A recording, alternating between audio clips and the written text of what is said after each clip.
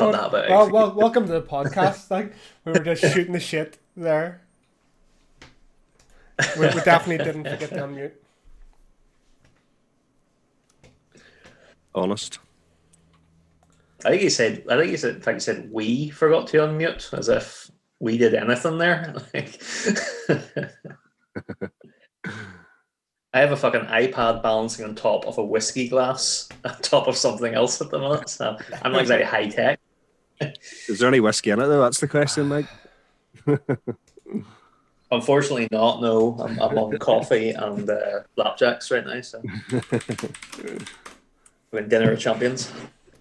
God, all that fucking time setting up before you boys came along to get it going, and then I forget to unmute.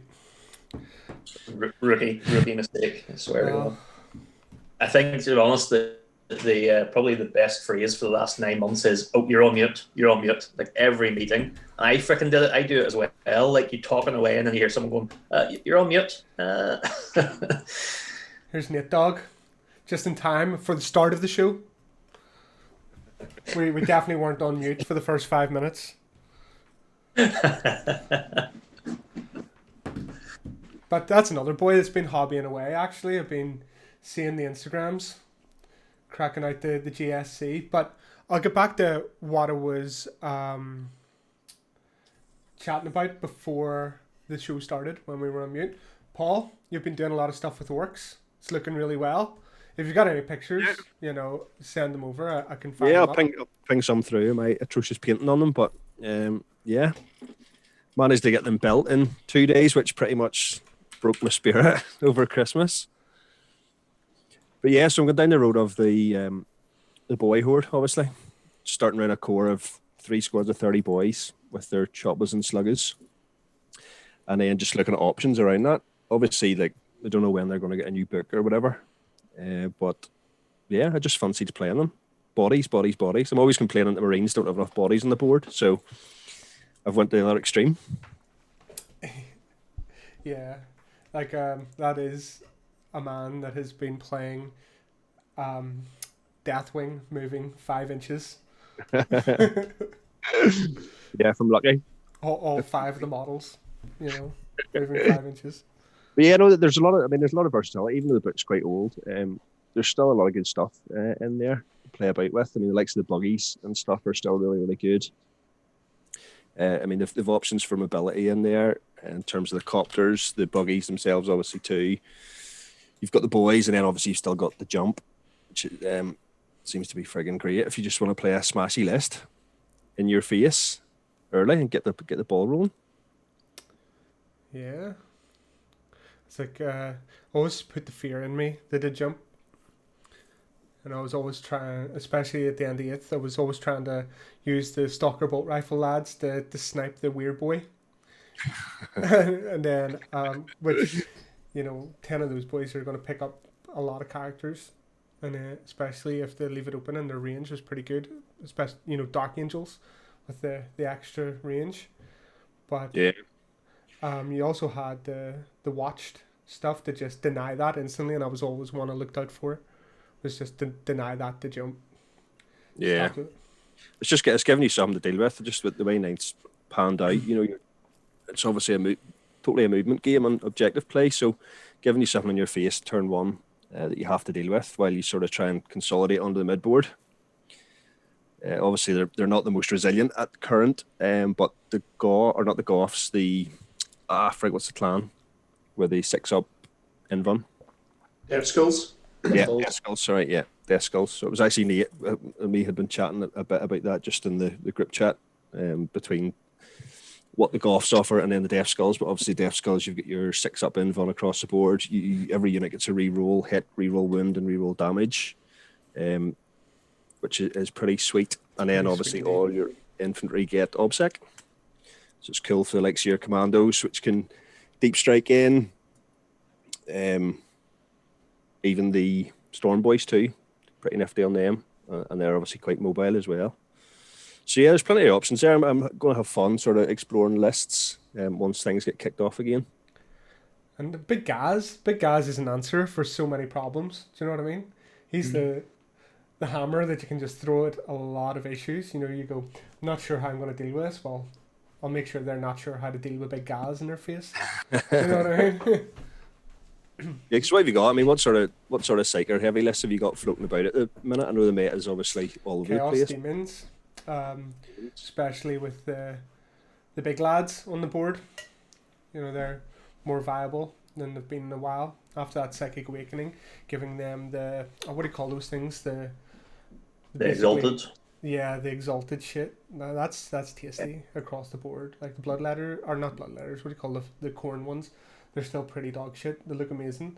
Like they think, yeah, they need a wee bit of work, but the other guys like Big Bird, and then Salaxi and friends, like they're nasty. You know, I've been, other than the price tag, I really want them. Yeah, like I've got some demons. Like it's funny, like I ended up buying these, but these are like some plague bearers that Nate painted a long time ago. Oh, yeah. How long ago did you paint these? I got them in a wee Brucey bargain. 2018 ETC I played them, so what's that? Just over 2 years ago. Yeah, Mike was flogging them, like he was running them with Morty and Magnus, I believe, for a while there. And then I was chatting with him, and he was like, sort of thinking it's not that viable to run that at the minute with the way the detachments were and the CP heavy nature of them and stuff, and you know those big lads and the rules around targeting them and things. You know, I can see where he was coming from there, and he's looking into the Blood Angels. And then the Death Guard Codex drops, and you need 60 plague pairs, and he's like, shit. I know. And like the only bit of hobby that I've actually done in that is this lad. Finally put him together. He looks like he's a Oriental special. And then like he also just threw in like a bonus metal demon prince. Look at that. I like that model. Old school ones, yeah. Yeah. It's like heavier than the rest of the entire army put together. Just solid lead. Yeah, boy. Yeah. So I was Do you want something heavy? Full pewter, great unclean one. That bad boy. You can brain someone with that bad boy. Nice. I've got the Lord of Change and the Bloodthirster somewhere, and the Keeper of Slanesh. They're all the wee tiny old models now, so they're great. They're demon princes and nothing better now. And Nate, you've been flat out cranking out the GSC. Yeah, I had stockpiled a massive amount of GSC, so I'm finally getting through all that. But just as a wee bit of a hobby project, I set up a bit of a blog just to keep me going and a bit of motivation. So it's on Instagram, just a wee simple thing. But yeah, we're getting there. Playing two massive horde factions, Guard and GSC. It's it can be daunting sometimes when you look down and go, that is a massive pile of shame that I need to stand and paint. But I'm getting there. Yeah, I'm getting there. So it's good progress being made. I kind of thought they were really cartoony, like with a contrast on it, but I actually quite like it. So I'll just keep going with that. I've only another 120 hand flamers to build and paint. So Mate. What about you, Jose? I've seen a couple of different things you've posted up in terms of what you're dipping into, but it's hard to know where you're going. I just came into about, I think it's like about 5. I don't even know the points, but I'm assuming it's about 3 armies worth of Tau.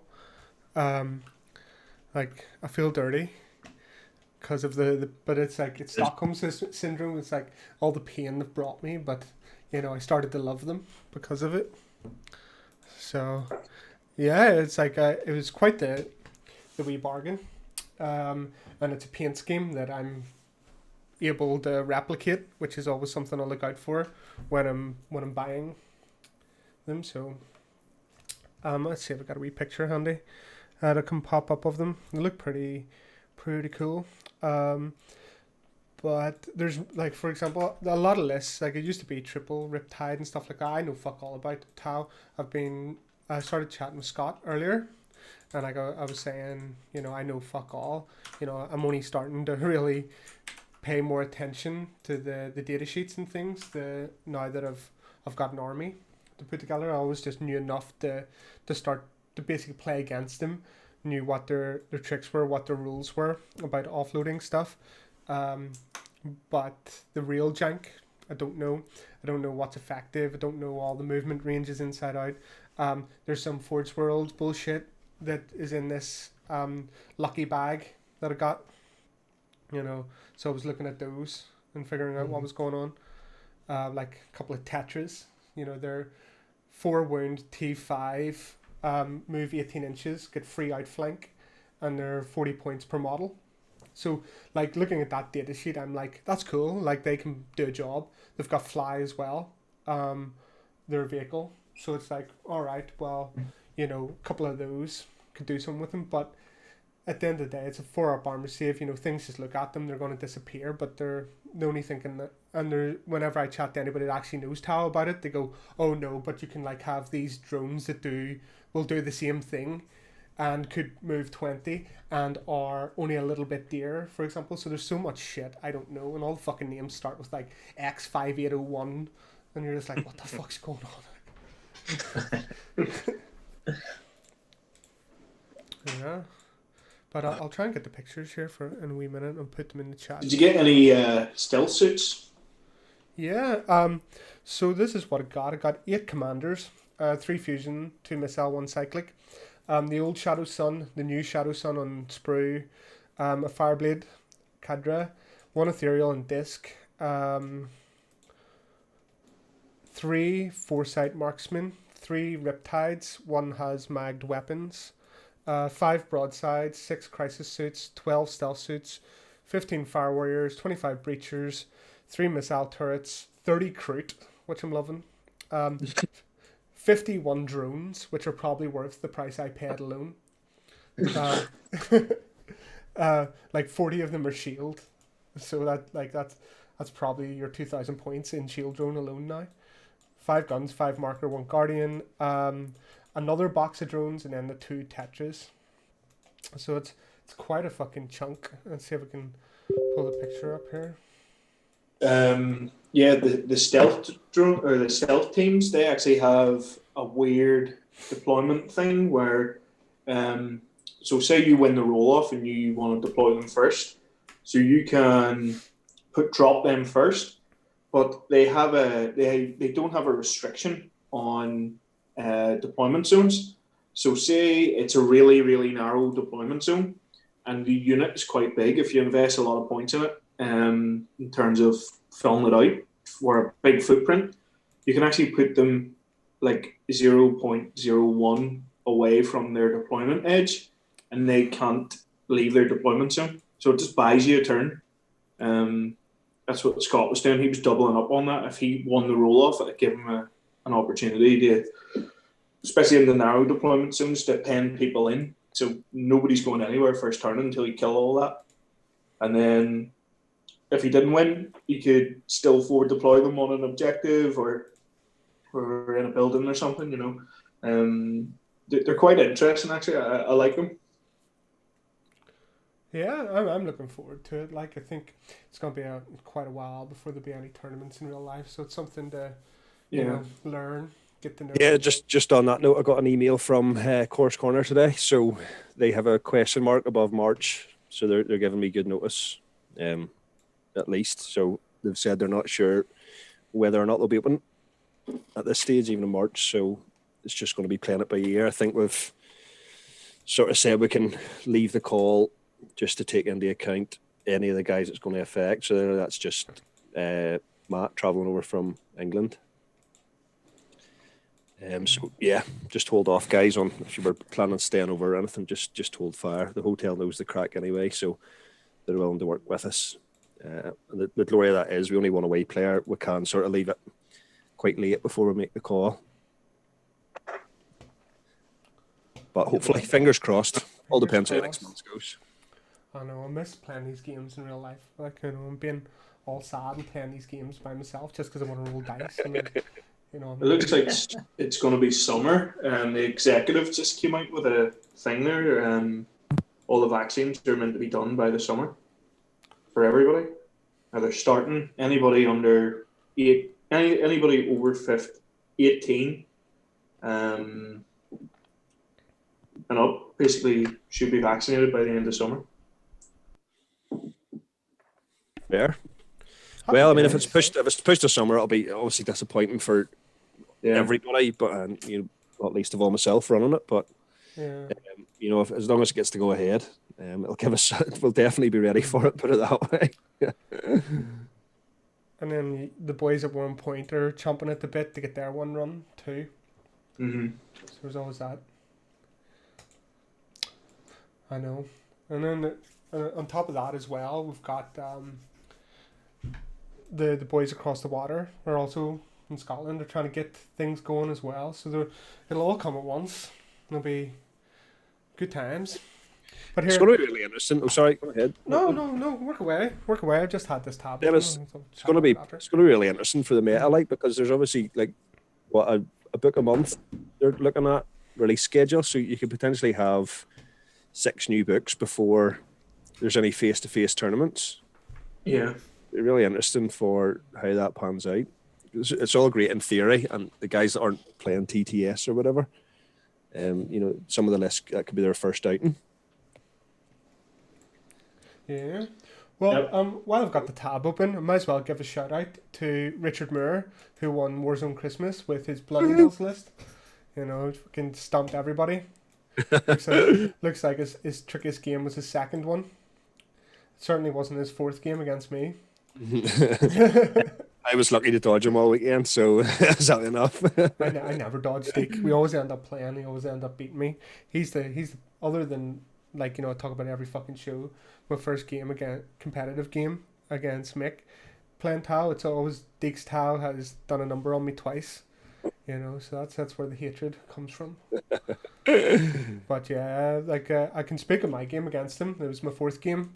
We were both 3-0. Well, actually, I wasn't 3-0. My second game was a draw against Mal because the points were so close.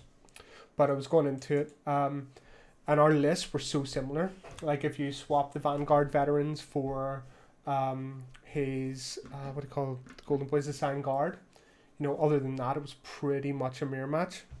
And he got first turn, and he took full advantage of it. He pushed forward and got shit on the objectives. He had Outriders, I didn't. I had a Whirlwind instead, just for the fight last jank. So he bombed up the Outriders, got them on an objective. You know, I don't know what I was doing. I decided it was okay to leave them there and not contest that. And then all of a sudden, you know, it turns my turn 2, and I've fucked the primary already, and I'm playing catch up, which is just the one thing that you can't do as White Scars. You just got to keep in a sniff right from the beginning and just feed, you know, until it's ready to pounce. So it was like playing catch up on the primary from there, and like, anybody that's played him knows he doesn't give an inch. Like, you know, once he's got that advantage, you'll be doing well to get a mistake out of him. So, you know, he just sort of took it home from there, and I was like scrambling at the end, using all my movement to try and take out a few of his characters. I think took him by surprise, getting in on his captain to get him down, but he had his chaplain and stuff just well away by that point, so there was no catching him. So he played really well. It's a good game, enjoyed it. You know, tight until it wasn't. Any good games, Paul, you want to chat about when you're unmuted? You're talking to yourself. Oh shit, sorry, coming back now. Yep. Keep filling. Yeah, no, I had 5 really great games against good guys, meeting someone for the first time, but the one that really caught me out was game 2, where I took an 18-2 slapping in terms of the points, and it was Martin Crawley with the Necrons, the double Catan. I just had no idea how much disgusting mortal output those two have between them. So yeah, that was a really good game, and it was a real learning curve, that one. Getting slapped always seems to be the best way to learn. But no, had a great weekend overall. It was great that we got to do it during everything going on. Oh, it's class. Like, it was just lovely getting out and play games. Yo, Mal, welcome to the chat. Alright, easy cunts. There goes our monetization. We need every fucking penny. Oops. See, Mal's joining me for my birthday. Your birthday's big son, is it? Drinking my beers. Big happy birthday to you. Cheers, bud. Delish. Oh, I played that double Catan list as well. That was my 5th game. I almost turned as Nightbringer. That would have been huge in the game. So that's Martin. We're talking about who finished 4th here. He got a 12-8 win against me in the last Is it not game. impossible to one turn the Nightbringer? 9 wins, 3 wins per phase. Oh, did he have 9 just, does he? I think so. And Yep. so Did you keep your librarian in, didn't you? No. Was you that list? No. No, I didn't have any psychic. So the way I went about it was shooting. Obviously, like I'm gonna have enough shooting with the plasma poison, whatever, to take 3 wins off him. That's fine. Melee. I kept 10 Vanguard veterans together. So they could basically jump over, advance, got a good advance. I think I got like full 6 on the advance. So those boys had just jumped 18 inches forward. He'd brought the Nightbringer into the middle. So took 3 wins off and shooting. What I needed to do then was pop a Space Marine strat that allowed me to do mortal wounds on the charge with jump packed units. Right. So cool. that was the ingredient there. But my charge roll wasn't great. So I only managed to get, I think it was 6 or 7 of them in engagement range. So that meant that I was only rolling like 7 dice and looking for 6s to do mortal wounds. Whereas with the full 10, I had a puncher's chance of doing 3 mortal wounds in the charge phase. And then like I was going to take 3 wins with Vanguard vets in the fight phase. So, I left him on 1 wound of it, I think, if I remember correctly. And then he heals himself. And, there was another round after that where I failed to kill him as well, thinking, oh shit, I'm going to take 3 wins off him with the Blade Guard here, no problem. Nah, he just tanks them all on his end run. And then has another round of just wreaking devastation with the Nightbringer. So like that was like 2 or 3 rounds where he got full use out of his Nightbringer in the end. Even though he whiffed, like it could have been even worse for me. Like it was something like 6 attacks into I can't remember exactly what it was, but he rolled 6 ones, and I think he needed 2s to do something with him, and he rolled 6 ones, so it was like there was a bit of a saving grace. But even that Void Dragon, if you let it into your lines, it can be. I mean, it's got a variety of those psychic powers that are just dishing out mortals like it's nobody's business. Yeah, he sort of controlled the other half of the board, and the Void Dragon was swinging around there and like took out a couple of Primaris units, but never really got to bring it to bear. He didn't have the 2 Catans side by side, just and I'd swung around the right, he'd swung around the left, sort of thing. And yeah, like there was one stupid fucking mistake I made as well. It was like, because it was like the Vital Intelligence corner deployments, I don't know, it was just because it was game 5 on the second day. Like for some reason, for engage in all fronts, I was like computing triangles in my head, and I was like, right, I'm in that triangle, I'm in that triangle, instead of like table quarters. I'm like, what the hell am I doing?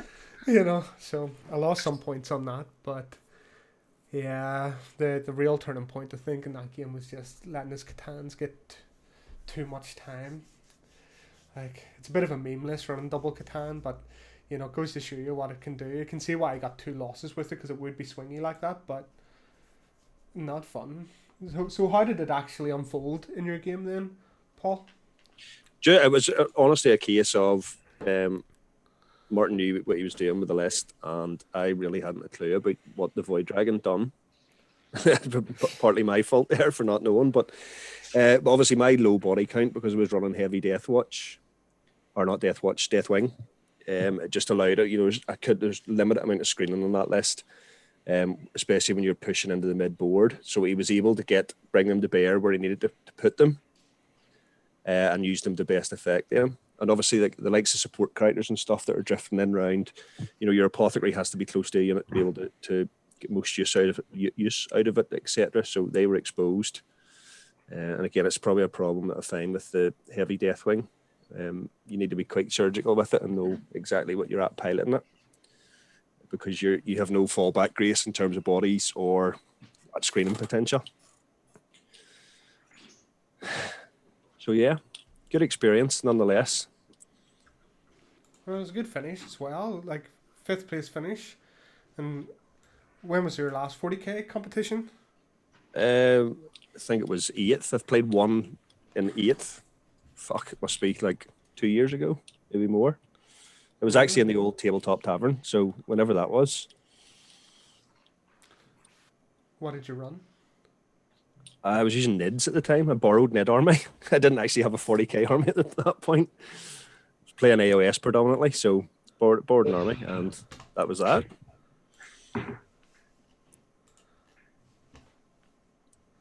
Okay. Mal? You remember that tournament Yeah? that you were at? Yeah, don't remember much. Like, Where was the Tabletop Tavern? Was there a bar?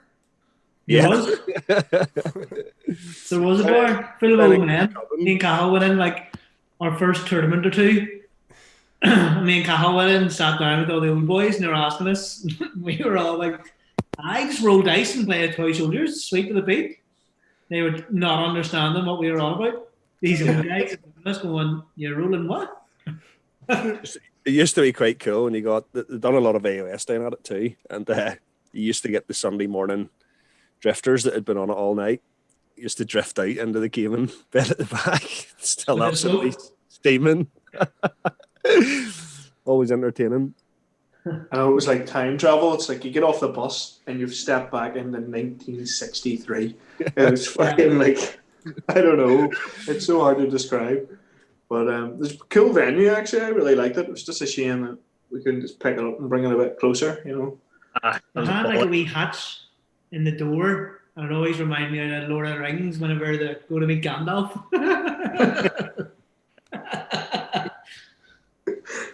No strangers around here. Where was it? Down in Kirkcalban, Wolsey. Uh-huh. So yeah, just a wee bit far out. It was, I think the bar was John Dorian's mum and dad's. What was it, eh? I had a wee gas super urinal. It was great. And a pool room at the back with like 3 spides that were always there. Don't forget the casting couch too now, back in the gaming hall.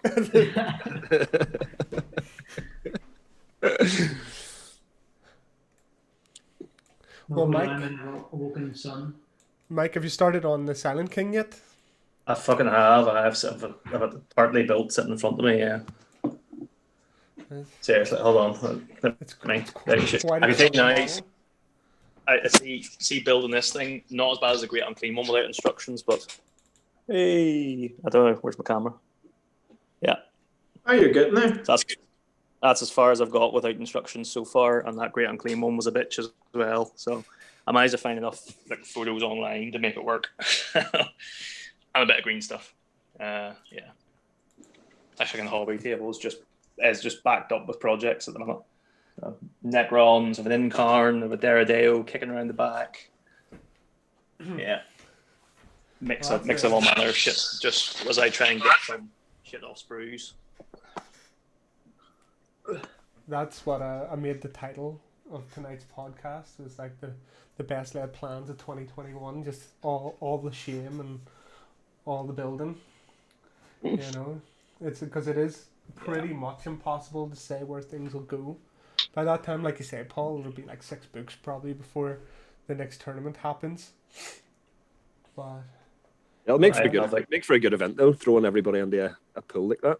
yeah, the more books out, the better. To be honest, the more balanced things should be, and You know, the game's always going to be in a weird state. Like, this is my first pass at a new edition with new books coming out, being trickle fed, and then, you know, there's going to be the winners and the losers. You know, I was actually looking at the numbers earlier because of the discussion in the chat, and when you select the last 3 months worth of tournaments, you're talking 20% Harlequins T-Whip percentage, and then if you go on the full range of what's available on 40k stats, it was 14% T-Whip. It's like that's just shows you though how much of the winners they actually were coming into this, and that's why, you know, for my money they are, you know, above Marines still. There must be a hell of a lot of games going on TTS then, like because the numbers on that site. Like, unfortunately not, because like that's from real life shit. Like, there's not a great pool of stuff, realistically. You know, you're looking around the world to see where there's spots of people actually playing regularly, and it seems like quite a few of the regions in Australia Australia seems to be, yeah. have got it, so it's like basically following them. You know, I don't think learning about their they're Twitch streams. well above Marines. I think they're with Marines. I think the data that we have there is mixed because the amount of people who play Marines, so it's going to be skewed a bit. You know what I mean? Whereas the amount of people who play Harleys is significantly different, and also Harleys is marmalade. You're either good or you're shite. Really, like, you know, it's they're a higher skilled team or army to play. So whenever you get people playing really well with them, they do really well. I.e. McConkey. Yeah, Just looks at the denominator and it doesn't help anyone. I'm not talking about straight up, you know, win percentage. I'm talking about tournament win percentage, though. You know, which at the end of the day is what really matters. You know, this last year is totally skewed in regards to how much data and what players are getting out to play as well. So, like, I wouldn't take 2020 data as cohesive, personally. Oh yeah, there's not the same data sets that we were dealing with last year. Well, I should say the year before last now. You know, like, that's for sure. I completely agree with that. But like, what I am seeing, you know, from big events, like here's one for example. Where was it? You've got 46 players. Chaos Demons finished top. Triple Keeper Secrets. I'm seeing a lot of people getting success with that. I think we were muted when we were talking about that before the show. You know, the demons are good. Second place. What have we got here? Yeah, Triple Keeper. Yeah. Nasty.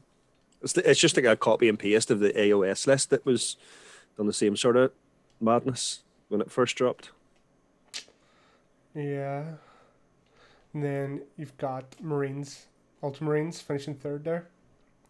And then Colin McDade finishing fourth with his Harleys. Mm-hmm. And you know, and that's no slouch of a player right there. And that's 46 people playing. And that was on the 14th of November. So, see, TJ Lanigan, obviously, like, one of the elite players in the world, doing really well with his demons as well. Thousand Suns, Necron second, Harley's third, Sisters fourth. 38 players. You know, and like, this is sort of what I'm basing it off. There we go again. 50 players in November. Harlequins, Azurani, Necrons, Black Templars, White Scars. And that's Dan Salmons, like the guy that won the ITC last year, finishing fourth. So obviously no slouch of a player, playing Marines, finishing fourth, behind Necrons, Black Templars, and Azurani. You know, so that's sort of where I'm coming at it. Like, I'm not trying to say Marines are shit here. You know what I mean? I'm just saying they're not up on a tier all on their own. And like, no, I wouldn't say they're on a tier on their own. I wouldn't say they're on a tier of their own, but one of the things that I've been saying that I think is the Marine build now is an Indominus build. You know, it's, and to me it's boring. I think it's the Marine push recently as a pretty much only Marine player, and I'm like, it's boring. It's boring how every build out of every faction of Marines will have Blade Guard, will have Eradicators, will have Outriders, will have all that same guff doing the same stuff, but one chapter can maybe move faster, or the other one has more damage output, or it's just fucking but shite. I tell you what, Mal, my heart bleeds for you. It really does. One super competitive list. Oh dear bastards. You can see that swinging though once the supplements start dropping, because obviously we've got Blood Angels already, with Dark Angels dropping March time, I think, till end of February, March as well. Supposed to be January, fuck's sake. That's why I'm going World Leaders, you see. Hey. I'm going polar opposite. Combat 1 wound shady army. # be the meta. What do you say to that, Mr. McConkey? I look forward to seeing those Death Guard berserkers of yours. And then we see they'll get 2 wounds, and you'll all be like, "Oh fuck, oh fuck." No, nobody will be like, "Oh fuck," because everyone will be like, "Oh, it's a 2-wound Marine." All right, okay, I've killed a few of those. Well, all stats and competitions say aside, where do you each think that the strongest army, or the strongest couple of books are out of what's available at the minute?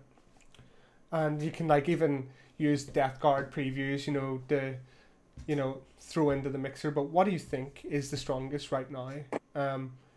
All things being even. Like the strongest codex is in the strongest build. Like the strongest list. Like if you had to, just if you could take your number 1 and your number 2, what would that be, and what sort of style of list would that Sisters. be? So sisters, I would tend to agree. Yeah. That Horde Sisters list that just goes, I ignore AP1, I ignore AP2. By the way, I have a 6-up field no pain, and these guys have -4 chain swords. Yeah, here as well. They've got the real World Eaters stashed in their rhinos. Yeah, I'm just going to charge here. Oh, thank fuck, it's a 10-inch charge. Hold on, let's get my magic 6 here. Oh, there you go. Thanks. Just made that charge. Yeah, Tom was breaking my heart in the last tournament. Tom Denton, just with the miracle dice. It's the fact that turn 4 and 5, when things should be going to shit, you've just got that reliability of those dice that you can just whip out. And then you go, well, at least I've killed them now. And he goes, right, I get a miracle dice for that. Oh, for fuck's sake. No, I do actually love the list. I played 2 sisters lists in at the tournament, and the fact they can have so many bodies on the board, so much obsec bodies, don't even need to really be involved in the game, because they have so much versatility in the rest of the list. Yeah, especially when you're firing flat 3 damage manticores at them, and then you realise, oh, these are only -AP2. Oh, they all just bounced. So yeah, 2 up save, and I'm like, all right. Well, that was fun. They're incredible, and I actually think with the mortifiers coming down in points and the change to bring it down, the secondary, I think there's actually another build that's going to come out with the Seraphim. No, not Seraphim. Zephyr. Yeah. There might actually be another build. The jetpack girls. Yeah. They're so brutal. They're so brutal. Yeah. They got +1 strength in their swords and dropped in price. Right, okay. And they're surgical on that charge. Like if you're bringing them in and pinpointing them in, they're lifting whatever they smash into. Yeah. Scary enough. Yeah. They were a mainstay until their points went up. That's what's really excluded so many of them from being in the list. Like, again, with that speed, being able to jump about, and then reliable charges after that, coming in from deep strike, reliable charges.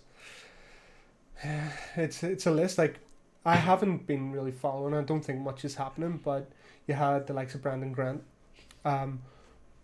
just talking about the bad things that he was planning to do with the sisters, and like the fact that, you know, he is a robot and he was able to remove the randomness out of his game plan by farming enough miracle dice to then just execute it and be reliable. Like, that shit put the fear in me.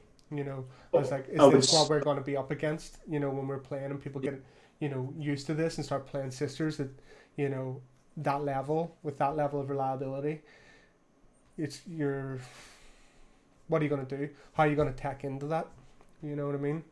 That's the guard list at the minute. The meta guard list is Garden Sisters.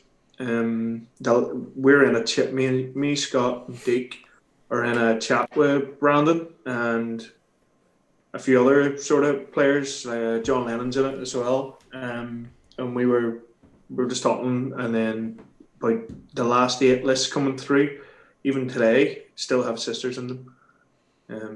They're so versatile. They're so strong. You know, it's such a good addition to guard. Yeah. So, sisters. Everybody across the board. Sisters. And then, Mike, you're up. What do you think? Like, the top of the top, and then what's behind it? Number 2. I think there's nothing else. It's hard to look past the Space Marine list that Mal said. The Blade Guard, Eradicator. I think Deathwatch between Deathwatch and Blood Angels will rise to the top. I think it's just since the Deathwatch and Blood Angels books came out, there haven't been enough big events yet. Blood Angels, the 2 totally different lists. Blood Angels will just push your poo in combat with like 30 Sanguinary Guard. Deathwatch will push your poo in with freaking objective secure deep striking Eradicators with toughness 5 wound counters basically in a squad. And some of the bullshit they can pull with their psychic powers, their relics, like there's shenanigans in the book, and Space Marines don't normally have that many shenanigans, and Deathwatch have the shenanigans there. So yeah, I think Deathwatch, I have to say, the more because I have a Necron army, so I bought the Codex and I've been playing around with it. The Necron Codex has a lot of depth in it. There is at least 3 different builds that are very competitive. And if you look at, you've got your Silver Tide list, which I know Michael Byrne's playing a lot of here, and raves about it, and I think rightly so. Like, it's a really strong freaking list. You have triple Catan lists. I know we talked about Martin's double Catan, but yeah, add another one in there, and it's just gets a bit exponential. And then you can build like a fairly solid close combat list. If you have Silent King, those Scorpec destroyers are freaking nasty for the points cost, and surprisingly hard to put down. I don't know if Wraiths are a thing really anymore. I think the 4+ to hit neuters them a little bit, and the 4+ invuls just not as hot. But yeah, Scorpec destroyers and the Scorpec Lord, dude, holy shit, he's actually scary for his points cost. He will tear you a new one if he touches you. So I have been really impressed by. I know, Mal, what you're saying about the Marine Codex is it's a bit bland with the really competitive stuff. Still good Codex. Yeah. And the Necron book has a lot of depth to it. So I'm silently hopeful, obviously, for the Death Guard, and I think the early indications are that Death Guard will have more depth to it again. And I'm hoping multiple builds out of it, and I think we can all hope that for pretty much every main codex that comes out. I'm hoping to get a couple of builds out of. The Space Marine supplements, like they're mini dexes anyway, so if you get one good build out of them, fair play. But yeah, I think every codex, I would be hopeful that there's enough competitive input from around the world now that GW knows to have to make more than just 3 units viable in a codex for it to be competitive, because that's been the problem in the past. So literally you look through a codex, what's either undercosted or overpowered, I'll take 3 of each, thanks, and then you sort of just build around that, whereas you can actually build to a theme now with your army, and yeah, okay, you're not maybe going to go win the grand tournament, but you will have a better experience than probably previous editions. Unless you're a Harlequins player, and then you only have fucking 3 choices anyway, so it makes life a bit easier for you. Harlequins are amazing. Don't get me wrong. I play them. I know, but you have no options. Like it's pretty much either good or shit. And there's only 8 units. It's not hard to write a good list whenever the best units in the codex are your troop choices and 2 of the HQs. So yeah. Before we move on from that, then to Mal's top picks, Matt ran Harlequins at the Warzone Christmas, and I know you played Mal, and Mike, I know you know Matt's style of Harlequins list. So that is a different style of Harlequins list, given that you don't have a massive amount of models to select from, a lot of data sheets, but there are some different archetypes of Harlequins. You know, how did you? So first of all, the question to Mike: can you talk a bit about the style that Matt brought versus say what you run? Just remind me, was Matt the fusion boat list? Yeah, multiple fusion list. So I can't even. I know I saw it was a wee bit ago. I'll bring it up here because the BCP website is dog shit. I need to use the app. BCP. And their mobile app is also dog shit. It's like the mobile app is so difficult just to find an event on it sometimes. I know. Well, I don't have handy. Can you remember, Mal, what style you brought since you played it? Just was it a load of Milta guys in boats? Mal, was that it? Generally, yeah. I think, yeah. So it's one style. It's the style I suppose I started the edition with, and it worked well. But gradually, you've started to see more and more infantry and a hell of a lot less vehicles about the place. And that might change. And bring it down has changed as well. Yeah. So you swing back to vehicles, but now you need foot quins. And you had the minus. There it is. Minus 6 inches thing or something, or isn't it minus 6 inches to shoot? Oh yeah, well that's standard. That's standard. Yeah. But you see a lot of competitive players have moved away from the boats to a couple of units of bikes and then just foot Harlequins. Just a horde of fucking clowns running at you and backflipping at you. So how many constitutes a horde? Because he had 5, 10, 15, 20, 25, 35. Yep. Clowns. Yep. So probably living between 50 and 70. I think you see in a lot of lists now. That's insane. Yeah, and well, to be fair, you keep them lean. You give them a fairly good. I mean, people tend to mix and match now their combat weapons, but you can have them at strength 4, AP -3. So you're just ignoring sisters and their minuses. You're ignoring custodes, because I think custode terminators can ignore -1, -2 as well, can't they? With a stratagem. Yeah. So -3 is kind of that sweet spot where you start lifting shit, and then you've got reroll wounds, and you can add +1 to wound against infantry. You can add +1 damage, so you can some be -3, 2 damage with 50 attacks with rerolling wounds from one squad. So yeah, when you start firing the buffs on them, they're scary. Don't get me wrong. I've talked a lot about Harlequins, but the reason you can talk so much about them is because there's no options really in the book. You literally have, I think, 9 data sheets to choose from, and one's a webway gate. So fuck that. Tennis in there too, like you're saying about the AP3 becoming more potent too, especially against the sisters, because the GW actually went against the WTC ruling on when the AP modifiers are applied. Yeah. So the GW FAQ has actually ruled it now that the Doctor and AP bonuses are applied before. So the WTC ruling actually made Marines a bit more effective against the sisters, but now it's just back to square one, where AP2, it's cheerio. Fuck you. Yeah. Yeah. And for like White Scars, with a load of Vanguard vets, that AP -2 becoming AP -3 is sick, and that's the way I want it. So, and I'm pretty, like, I know nothing about how WTC works, but I'm pretty sure they will, if GW have actually clarified something, they're likely to go towards the official rule set clarification. It seems to me they they will for the most part. Yeah. They were trying to predict what they thought GW would do, because to be fair, in the past, GW have actually gone with the way the modifiers, the way WTC ruled the modifiers is the way GW have worked in the past. Like I still remember, was it 7th or 8th edition, whenever everyone realised we were playing re-rolls wrong, like modifiers to re-rolls. And that was like a massive thing. You just saw it, like, holy shit, we've been playing this wrong for like editions, literally editions, when you looked at the wording, and someone was freaking figured up on it, you know. So yeah, they normally do run that way, where the modifiers aren't necessarily always cumulative and they kind of interact differently. But I think this is just cleaner. It's just simpler to say, just add them all up and then apply it in one go. I'm messing around with it. And then how did you find that game against Matt then, Mal? Hard to remember back. I got a draw out of it. No, it was your final game, wasn't it? Did I win or get a draw? I think I got a draw. I can't remember what game it was because you went 12. So you finished second, so well done for finishing second, by the way. And then 3 draws in the middle, but you 20-0'd in your last game. So was it your last game of day 1? Last game was Custodes on day 2. First game on Sunday was Sisters, so it must have been last game on Saturday.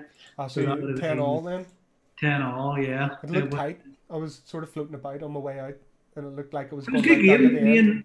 Me and Matt know each other. I was over to Matt for one of the tournaments in 2019 over in England. Me and him stayed and had the crack over there. And he came over and stayed in mine for that one. It was good. It was good crack. Anxie, I had a lot of firepower because I had like 2 Redemptors, and Harleys obviously don't really want all that firepower shooting at their clowns running about. Yeah, you know what I mean? Because there's so many shots. So that kind of done work on a number of the troops and stuff, and I got line of sight in a few different places. Now a few of the boards were quite dense, which made the kind of firing lanes real kind of important and stuff, but yeah, it was. He done a really nice trick with the bikes. What's that really nice trick with the bikes you can do? Double move. There's a trick where you go in, you tag something, and you like fly back after, so they can't attack you back or something. Oh yeah. Well, any Harlequin unit can do that. Yeah. Just you swing. And then basically you make an immediate move but you basically just do that the minute you swing. So you go in and then basically just walk away, and they're just like unreal. Yeah, unreal. And I forget what the interaction was, but there was a key moment in the middle where I was making silly feel no pain saves. So my chaplain was still alive, but he came in and like punched the fuck out of a dreadnought or something, and then was able to fly back afterwards, and that my dreadnought wasn't getting any attacks, or blade guard, maybe one of the two, you know. Right. And I wasn't getting, so it was a really, really good game. It wasn't as I said, it was a draw, so it was really kind of I think in the few, like one dreadnought was able to lift one of his units, one of the clowns, straight off, because it just went, that dreadnought shooting everything into that. Because it was one of the units outside of the -6. So the -6 really fucked up my shooting, especially for turn 1, because I have a dreadnought and some other stuff and eradicators. That's it. So he had a bit of terrain. I had a bit of terrain. I put my eradicators and my inceptors into this bit of terrain. He then went, came down and pretty much tagged them and made the inceptors, killed the inceptors straight up, but made the eradicators do nothing because he just tagged them with a boat. So they couldn't do anything. And then he had a troop master here who could come in and finish off. So I didn't want to move out there. So there's no point. So just stayed. The eradicators didn't do anything there. But that -6 really hurt. But he had one unit outside of them in the other side, and I just put everything from the dreadnought into that. And lifted that unit, and I think he just kind of knew then that he needs to either be in the boat or he needs to be out of line of sight, because if the dreadnought does get line of sight, then you know that one dreadnought's picking up a unit for sure. So it was a really good game, really fun. Good to play Harlequins. It's always good to know tricks and what they're doing and how they're doing, and learn from the game, which again I did. It was good. It was good to learn from it. I have a real soft spot for 3 Redemptor Dreadnoughts. And I think they're sweet as fuck. So I've made a list there, and then I put in the Blade Guard Eradicators, but there's part of me that wants to take them out and put something else in. But it's probably Nate's face. Just like, nah. but it's probably if you like winning, keep it in. Yeah, well, so it's pretty much the Chaplain, Librarian, Captain. The Captain has 2 Warlord traits, so he's the Captain where the Troop Master came in to my Captain and couldn't kill him. When he got him down to like 4 wounds, he starts with 7, he's toughness 6, and he reduces all damage by 1. Then he punches you back and he hits like fuck. And he's a 5-up, feel no pain. But you can make a 4-up, feel no pain. So he's really good for that. But then I didn't spend the other CP to give him another Warlord trait in that tournament. But in this list, I would give him the one where he gives core units, the OBSEC, and then walk him in with the Dreadnoughts. Rights of War. Yeah. So it'd be the Captain, Librarian, Chaplain, Apothecary, 2 units of Blade Guard, 3 Redemptors, 2 units of Eradicators, and I've actually changed it to the Calidus Assassin because CP, and also because he just goes to a character and lifts. Well, not like top characters, but mid-tier character stuff, ignoring that involved. Support. Yeah. And he also gives you that option of deep striking, and which you would probably do anyway. You know what I mean? Mm-hmm. Which I quite. And you still have that. You still have that option as well. The mystery box assassin. You know. Yeah. You're like, this assassin isn't going to do anything this game. I don't mind spending the CP to get something that will actually impact the game. You know, that's still it's unique. Not a lot of factions can actually do that. Yeah, no, absolutely. I rate it, and the I really rate the Calidus. Some people don't really, never did, but I always thought it was a good assassin. Making people worry about their CP, and then also kind of being able to deep strike in and ignore involves and have like 5 attacks at -3, 2 damage or something. I used one at ETC. When was it? Was it 2019? Yeah, it would have been 2019. And obviously it only works first turn, but you can pay a stratagem to make it last an extra turn. Yeah. The guy was like, well, I'll just commit here. And I'm like, remember, I have this stratagem, or you pay the extra CP. And that forced his hand and decision on the board where he didn't commit, which meant all my Death Watch were like, okay, we're alive for one more turn before we get. I think it's great. The new rules, it's not that you can extend it to the second turn, it's you can activate it any turn. Any turn? Any turn you can activate it now. Oh, that's really good. You have to spend the CP, but you can activate it, like, you know what I mean? Which is just fucking class. It's really good. It's a bit controlly, you know, sort of influencing the game by sort of not even really interacting with your opponent. It's more just being. I'm willing to spend the CP to make you maybe not be able to spend your CP. I did not have enough to activate the stratagem. Is the other thing. It's like, oh, this one's 2 CP, but I've only 1 CP left, or it's 3 CP, but I've only 2. You're like, well, it's actually costing you 3 now, and it's like, oh. And then they don't get the CP back after that. That's the big thing. Because I remember playing Gareth one time, and he went, oh, okay, well, I guess I don't do it then. I went, no, you don't. That's it. Your CP are done now. Like, you have spent. Yeah. You've spent it. I've made you spend another one you don't have, so you don't get to do that anymore. Which is like, imagine popping that out turn 5. Somebody who's going to use this strat to redeploy. No, you're not actually. Thanks. All right, here a counter attack's an good one too. Like a game's hinging maybe on a frigging counter attack coming in. Yeah. Mm-hmm. So that's why I rate the assassins and that assassin particularly. But yeah, that's the list that I like. But that I kind of took after that tournament. But in regards to lists that I like at the minute, I've been looking at a few different things because obviously Marines have been my main cohort, but I need to mix up. I need to change. I need to learn new armies. So obviously my world leaders are something that I'm going to be pushing on towards. Orcs have a little bit of a soft spot there as well. More of a painting project rather than a go competitive. But the NIDs, I like the look of NIDs with Forge World. And options that are there. The FAQs have brought down Hive Guard and Warriors and a few other bits there as well.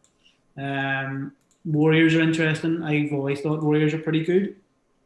And you can also, they're tough enough and they're obsec and you can hide them rather than like swarms of stuff. I was watching Tabletop Tactics the other night and they had the guys with the claws, and pretty much you can make them all -2. What ones are them? No, but I was like, -2 or -3 or something, and I was like, that's insane. You know what I mean? Just a cheap core unit that you can just make entirely -2 with the amount of attacks they can potentially be dishing out as well. Which unit was that? Sorry, Mal. What is it? Which unit was it? Sorry. I'm trying to think. The guys with the claws, Hormigons, not the guns. Termagants. Termagants. Yeah. They're the ones. Aye. So the leapy dudes. Mm-hmm. So I rate them. There's a few different lists. There's a nice monster mash list that I like the look of. Me and McConkey have been talking about some NID stuff as well. You're supposed to pick 2 here, not list every faction in 40k. It shows how much you love it. You just got a list for every army. What's your top 2? What are the top 2 strongest shit in your mind, hands down? It's no one else's opinion matters. Nothing else matters. There's not enough data to go on. What do you think's the hot shit right now? If you had to, you'll still be wrong, Mal. You'll still be wrong no matter what you say. You'll still be wrong. no right answers. I do again. I would agree, sisters. I think that sisters walking infantry list is just so strong. Well, you played in Darren actually. It's another game. You know, you got a taste of that shit firsthand at the last competition. Incredible. That game was just insane. Really, really good, fun game to play. I'm going to have a re-game of it, but it was a very dense board. So whenever Aaron walked up to it, he looked at it and was like, this is sweet. Actually, I don't mind this at all. My dreadnoughts were like, cool, I can only fire down this lane or this lane, and I can't go into the ruins. Epic. Let's see. I think I've got that table I can bring up here. I think I've got a picture of what that table looks like. Very heavy. Let's see. The terrain interactions are settling in too. Like there seems to be a lot of wiggle between DW, WTC, house rules too. Mm-hmm. We were at the last one with Pete, so I think that's still bedding in. I think that'll be subject to change going forward too. I think the terrain rules are fantastic now. So you played on this table, Mal. If you can see the Twitch, I'm pretty sure you played on that one. That was the one I played into Martin's Double Tan. That's the deployments there on Vital Intelligence. So he had a lot of buildings to hide shit in because you had to touch the walls to engage. Yeah. And everything else was obscuring. I was very lucky to get a draw out of that match. It was a tough match. Aaron's a good player as well, and that list just ignoring all my shots. So the only things that could do damage were the Eradicators and the Inceptors. And he lifted them like turn 1. your 6 shots from your Eradicators were the only thing that could do damage against the Sisters Horde list. Pretty much. 27 turns later, he finally kills 2 squads. But he just sat out. His Miracle Dice just go, save. Yeah. Well, with the Miracle Dice, he dropped in with the Seraphim. Yeah. And I was like, well, okay, let's see what they do. At least they're not going to be like those naked chicks running around. Like, all right. And I was like, oh, well, the way that it is, it's a 10-inch charge now. And he was like, all right, okay. 10. I was like, oh, not like this. So, great list, really good list. So Sisters number 1. Yeah. Right behind it, strongest list, if you had to choose. Monster Mash Nids. Oh. I think that Monster Mash Nids is doing the rounds. who was it? Innes had it up somewhere, but then he had it from somebody else. The Forge World It's one. the triple Demicaron, yeah. Yeah. Demas, whatever you pronounce it. Yeah, those things that just look at a building and go, nah, fuck this, and just leap over it. Yeah. I think they're very cool. It's a really nice list. Was that the thing that used to be a super heavy or something? The big Forge World shooty thing. It's a Forge World shooty, but also gets in the combat hit as well. Yeah. Yep. And then the one that begins with D. What do you call it? The Demicaron. That's it. Yeah, the Levy boy. Levy boy. He's class. Levy. Yeah. And then you've got your other few wee bits, and then you've got your Hive Guard, Zoanthrope, and Exocrine. It's really nice. I like it. And with points going down, I think there's more room for stuff there as well. And there's a chains in that list. I would like to take a chains on that list, but I think it's really good. That's my pick. Nice. I see. I was prepping for a game there. It ended up getting cancelled, but it was against Nids, and I threw it into the chat. And I've always been shocked by just like how nasty Nids can be, especially whenever they're able to throw out a ton of psychic at you as well and catch you with immortals, and then the indirect fire, and then if you do put yourself out there, the direct fire is no joke either, and their ability to screen and cover the board, and I would agree with you on that one, right up there. Yeah, I like it. No joke. And Nate Dog, what are you thinking? Definitely Sisters is probably number one, for all the reasons discussed, and Marines, except Space Wolves. I think. What? No. Yes, Advance in charge with a Thunderwolf? I mean, No. why not? As soon as they Thunderwolf. as soon as they get touched in terms of points cost or a readjustment to a stratagem, like that book's dead in the water.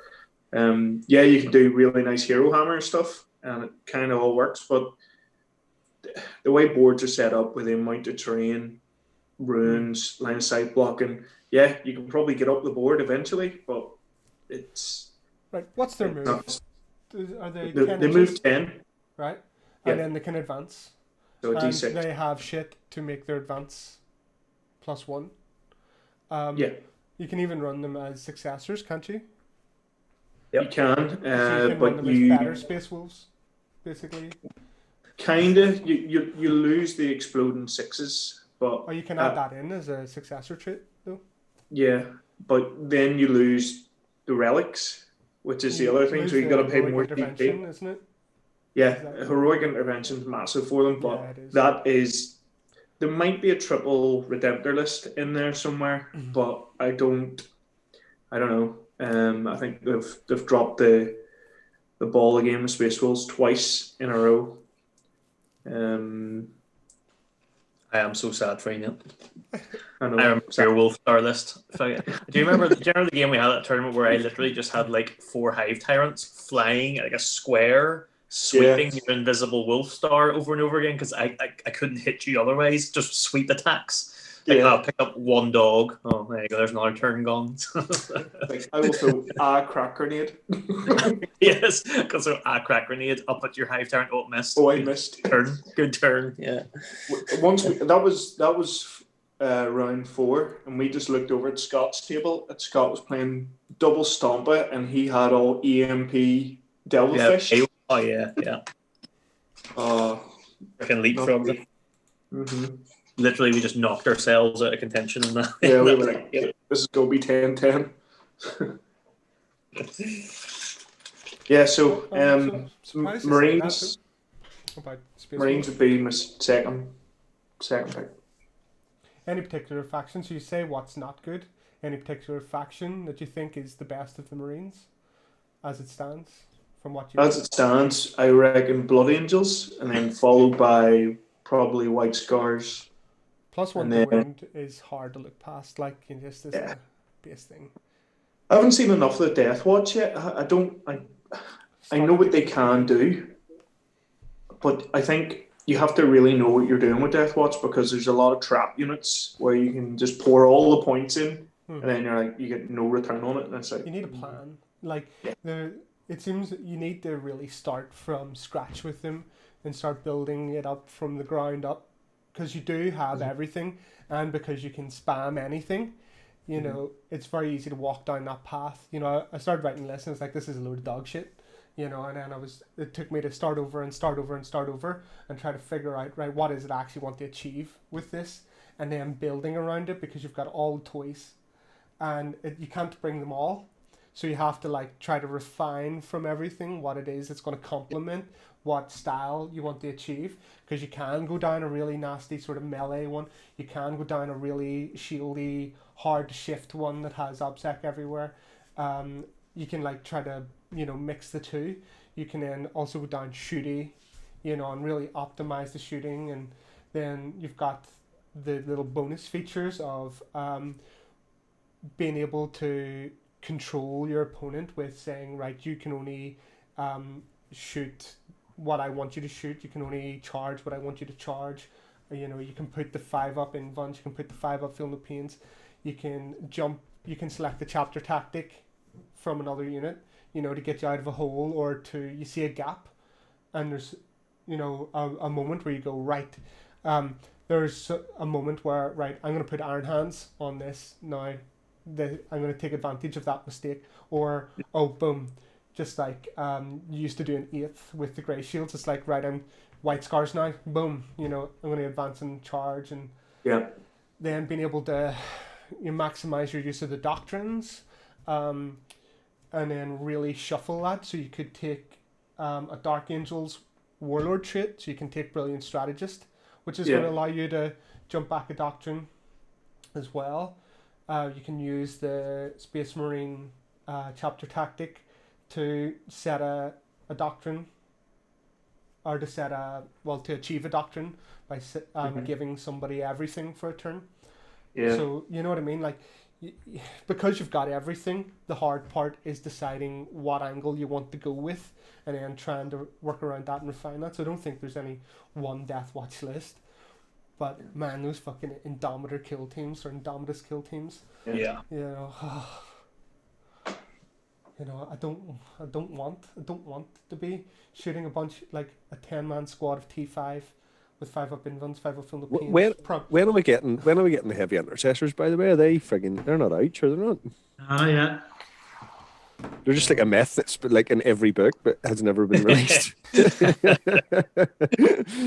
said in 60 years' time going, I remember heavy intercessors and the new fucking battle tank and land speeder bullshit. At least they came out. The heavy intercessors, I haven't bothered the whole. You can get this new Gladius fucking tank wank, but you can't get the fucking heavy intercessors. See, it's with Bring It Down changing now, that those guys are not so bad. Like, so 200 points, yes. I know I don't like bringing things that are expensive in my lists. I've been burned before, but not like a couple of Reapers in there with all that DACA, you know, being able to throw up Invans on them now and stuff. That's a lot of shots. Do you think they've got any play now at all? No, because eradicators are still a thing. That's the stock answer from Nathan. No, but eradicators. Who hurt I'm a tank guard player. Yeah, but Nate went up 5 points, you know. I was going to say, the FAQ. I was like, 25? No, 5. Oh, shit. So what's that, 120 points now for 3? Yeah. Errata whiffers. Like, yeah, rough times to be a Marine player. I know. Just if only they would give somebody make a release for reroll 1s to wound, they'd be all set. All we need now is Dark Angels to drop a Weapons of the Dark Age stratagem, so Plasma Inceptors with Blast and Damage 3. Here, what about this? Sweet. I'll find it now. This is what I'm excited about. If I can... Oh, it's going to be too hard to find. The what do you call it? The indoctrination or something. Yes. Where you're going to be able to make units. What's the term though that they used to? Anyway, it's induct them into the Deathwing. So it's like you pay extra points on the unit to make them Deathwing. So if that is pay points for transhuman, that's going to be sick. That'd be disgusting because there's actually friggin' vehicles in that list. So Yeah, there's Dreadnought. My Dreadnoughts with -1 damage as well built in. Things are getting harder to kill. Like we saw a lot of firepower ramp up there. Things were getting really killy, and I thought when that trend was happening, that it was part of the master plan to make games faster. You know, things are just going to blow the shit out of each other, and that's where it was going. But then I'm starting to see with the Dark Angels and the Death Guard, things are getting really tough again. So yeah, but to be fair, that's just that you expect Death Guard and Dark Angels to be tough at the same time. Never like Blood Angels aren't particularly tough, but they hit like a freaking steam train. So same with White Scars. That's sort of where they're at. They're actually, armies are kind of playing the way you expect them to based on the fluff. Like Necrons are the same. They're all sort of tricksy, and they just don't die, shit like that. So it's cool. They are leaning into the background a bit, but finding quite effective ways of doing that, which is good. Yeah. But still, I think the game's still in a really good place. Like this last year aside, where everything's been a bit skew-iff, but it seems to be in a good place. Like there's a solid base there to build on going forward this year.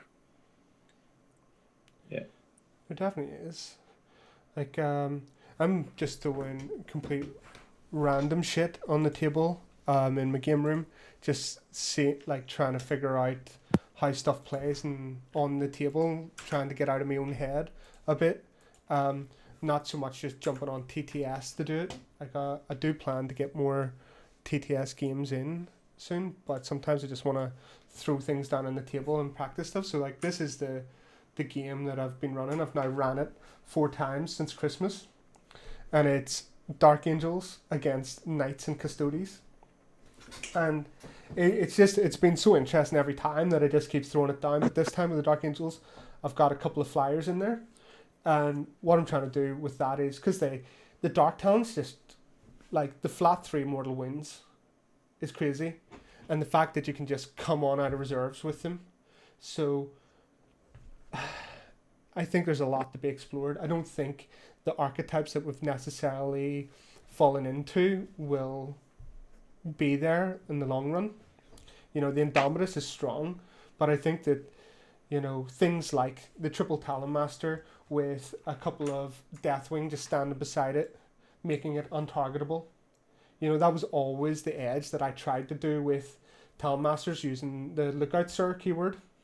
Yeah. But then I can do it even more effectively now. You know, an entire Crusader through, and I rolled this 3 times. I was like showing you, Paul, I think I sent you a video. It's like the Crusader threw all of its weapons into Deathwing in cover, touching cover. So they're only so they're being hit in 3s with all those shots, wounding on 4s, and then with their invuln and their 1-up armor save, like 2 wounds, 1 or 2 wounds we're getting through every time from an entire Crusader shooting in. Like that's crazy. What I like about the Dark Angels is I think of like the early books that are coming here, it probably has the most potential to drift completely away from that Indomitus build that Mal was talking about earlier, because there's so much variety of units in there that you could totally pull away completely from. You know, there might not be any of those units that appear in a DA list. Yeah. The thing that makes DA interesting is the Deathwing, and it is the Raven Wing, and it's the unique units. You know, that's what I think anyway. You know, I would lean into those when I go to play the the Dark Angels. So been on for quite a bit, boys. Let's get on. Is there anything you just want to finish on? Any parting thoughts?